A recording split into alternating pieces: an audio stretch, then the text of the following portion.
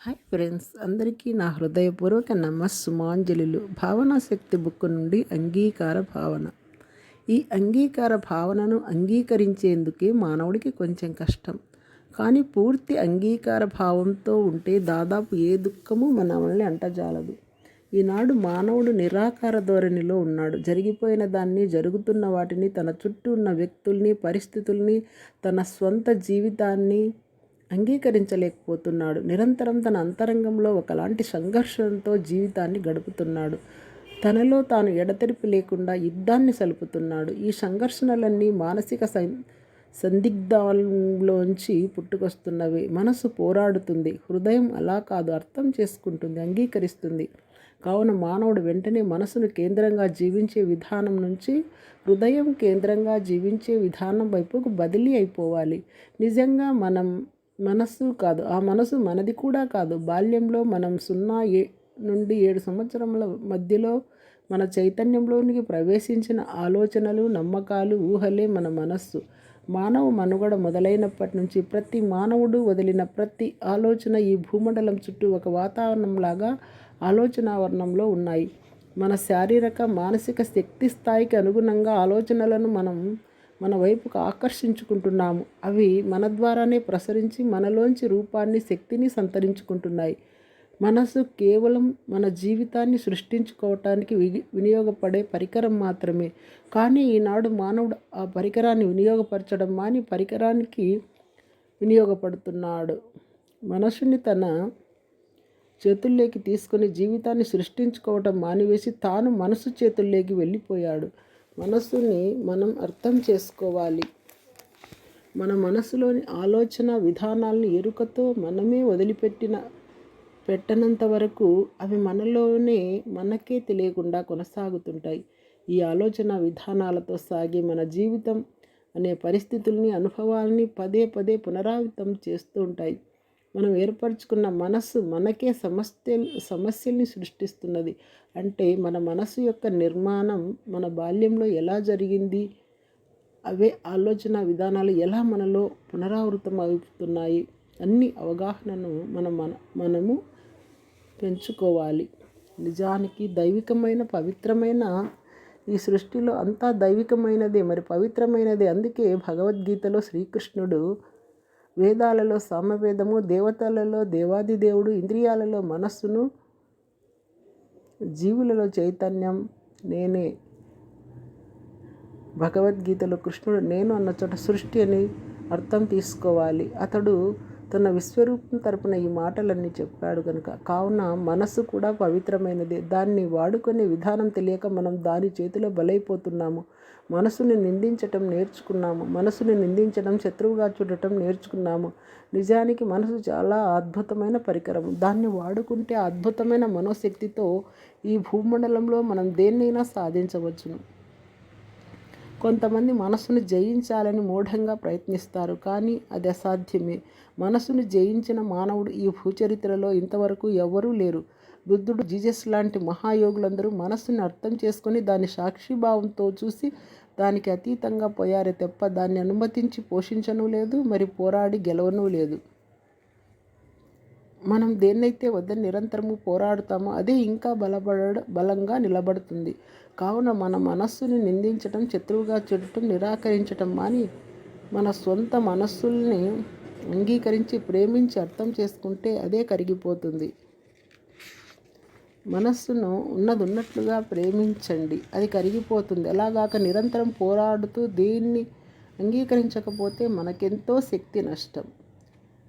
మనమే, మన మనస్సే. మనసును దూషించటం అంటే డ్యాన్స్ చేతగాని డ్యాన్సర్ నేలను దూషించినట్లుంటుంది. కావున మనసును ఉన్నట్లుగా అంగీకరించి ప్రేమించండి.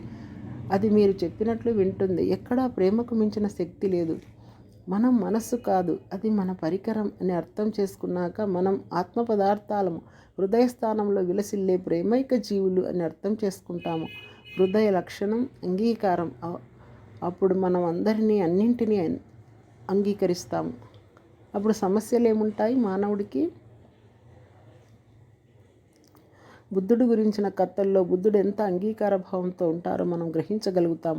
ఒక వ్యక్తి బుద్ధుడి ముఖంపై ఉమ్మిన చిరునవ్వు నవ్వుతాడు బుద్ధుడు. ఆ వ్యక్తి బుద్ధుడి అంగీకార భావాన్ని చూసి చెలించిపోయి తర్వాత బుద్ధుడికి శిష్యుడిగా మారుతాడు.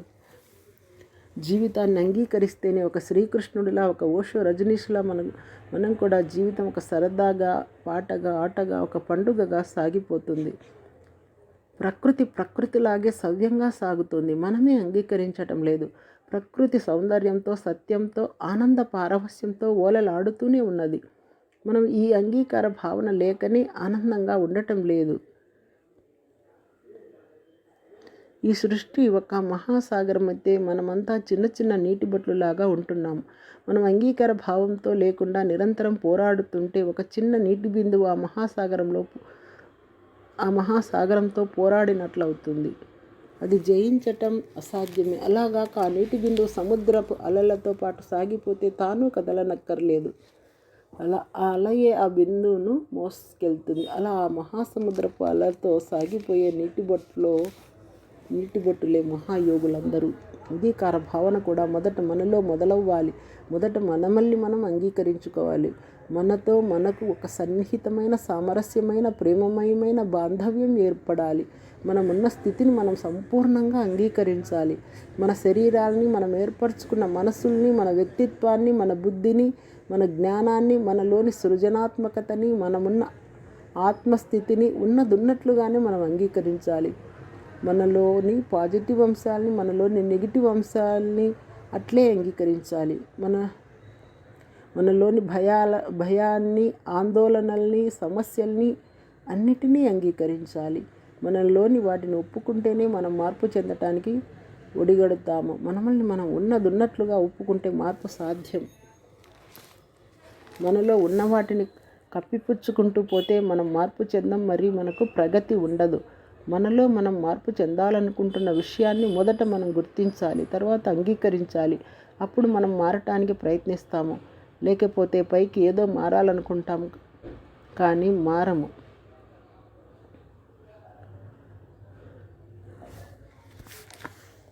మనల్ని మనమే అంగీకరించుకోకపోతే ఇతరులకు అనుగుణంగా ప్రవర్తించాల్సి వస్తుంది. మనతో మనమే నటించాల్సి వస్తుంది. అసహజంగా జీవించాల్సి వస్తుంది. ఇతరుల్లా నటించాల్సి వస్తుంది. ఇతరుల్ని అనుకరించాల్సి వస్తుంది.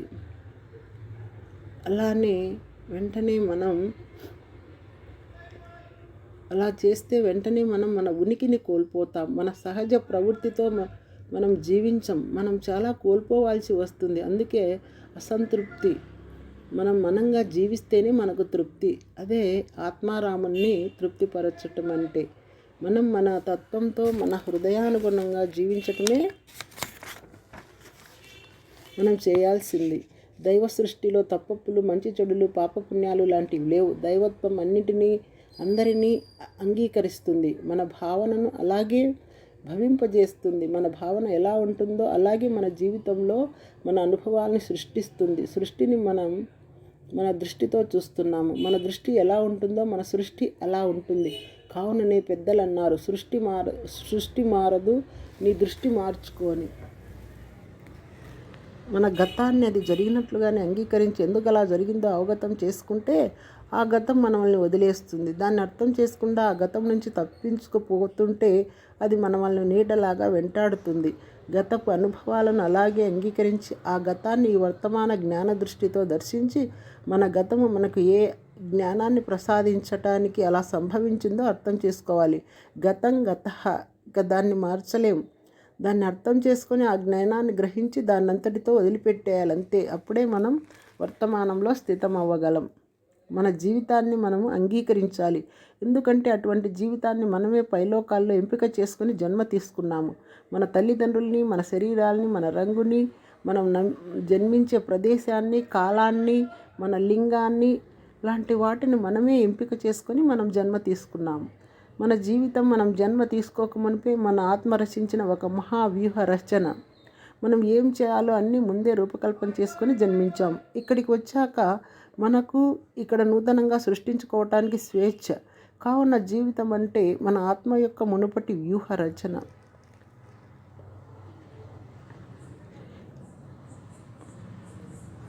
పరిస్థితులను ఎంపిక మాత్రమే, ఏవి యాదృచ్ఛికాలు కావు.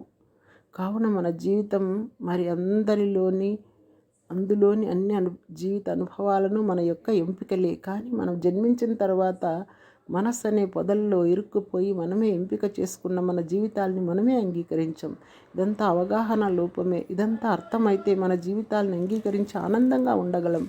లేకపోతే మన జీవితాల్ని మనమే ఏహ్యభావంతో జీవిస్తూ అసంతృప్తిగా జీవితాన్ని వెళ్ళబుచ్చుతుంటాం.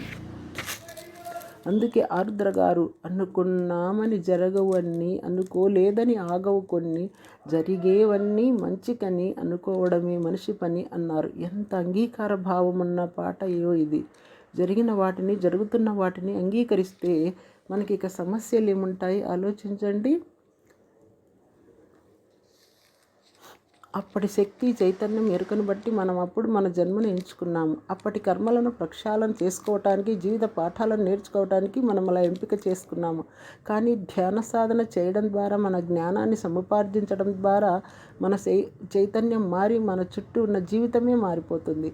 అంగీకార భావం అంటే ఇప్పుడు ఉన్న స్థితిని పూర్తిగా అంగీకరించుకొని నిందించటం మాని సమస్య పరిష్కారం కోసం పూనుకోవటమే.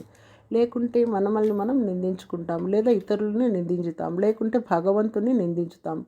కానీ మన జీవితాలకు పూర్తిగా మనమే బాధ్యులమని సంపూర్ణంగా అర్థం చేసుకోవటమే అంగీకార భావంతో ఉండటం అంటే. స్వబాధ్యతను గుర్తించటమే. ప్రతిదీ ఒక దైవికమైన క్రమంలో, సరైన కాలంలో, సరైన ప్రదేశంలో జరుగుతున్నాయి. నాకంతా మంచే జరుగుతుంది. నా జీవితంలో అంతా సవ్యంగా ఉంది. నాకు అవసరమైనవన్నీ నా వద్దకు దైవత్వం చేత చేకూర్చబడుతున్నాయి. నేను తెలుసుకోవాల్సిందంతా నాకు దైవత్వం చేత తెలియజేయబడుతుంది. నేను దైవత్వంతో సదా ఏకమై ఉన్నాను అనే దైవికమైన శక్తి నన్ను నడిపిస్తున్నది. మరియు ఆ దైవిక శక్తి నా చేత నా జీవితానుభవాలను నా ఇచ్ఛానుసారం నేను సృష్టించుకొనుటకు నాకు అదే శక్తి ఇవ్వబడినది. నన్ను నేను ప్రేమించుకుంటున్నాను. నన్ను నేను అంగీకరించుకుంటున్నాను. నా జీవితంలో నాకు నేను అండగా నిలబడతాను. నేను ఆరోగ్యంగా, ఆనందంగా, ఐశ్వర్యంతో ఉన్నాను. నేను సహజంగానే ముక్తిని పొందుతాను. నేను సహజంగానే జ్ఞానవంతుని అవుతున్నాను. నాకింత జీవితాన్ని ప్రసాదించిన ఈ సృష్టికి నా కృతజ్ఞతలు. ఇవన్నీ దైవిక వాక్యాలు. ఇవన్నీ మనం అంగీకరించే తత్వంలో నుంచే వచ్చినవి. ఈనాడు మానవుడు అన్నింటినీ విడదీసి చూస్తున్నాడు. ప్రకృతిలోని వాటిని ఉన్నట్లుగా అంగీకరించాలి అంతే. ఇక్కడ నెగిటివ్ అని, పాజిటివ్ అని రెండు లేవు. కేవలం శక్తి ఉన్నది.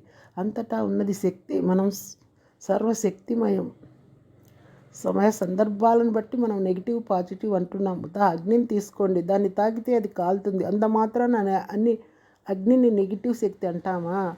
అదే అగ్నిని వాడుకొని వండుకుంటాము. మరి ఆ సందర్భంలో అగ్ని పాజిటివ్ శక్త్యా, నెగిటివ్ శక్త్యా? అలా ఏదీ లేదు. అగ్ని అగ్నే. దాని ప్రకృతి ధర్మం దానిదే. మనం మన అభిప్రాయాన్ని పక్కన పెట్టి సత్యాన్ని అంగీకరించడం నేర్చుకోవాలి.